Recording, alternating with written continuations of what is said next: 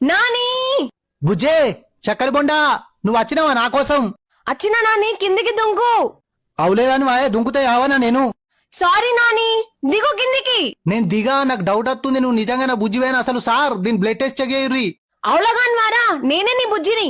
Mutton తెచ్చిన నీకోసం దా కిందికి. మరి రింగులేంటికి ఎటు అయినాయి? స్ట్రైట్ చేయించుకున్నా. గంత తెల్లగా ఎట్లయినావు? ఏసీ పెట్టించుకున్నాం రా మా ఇంట్లో.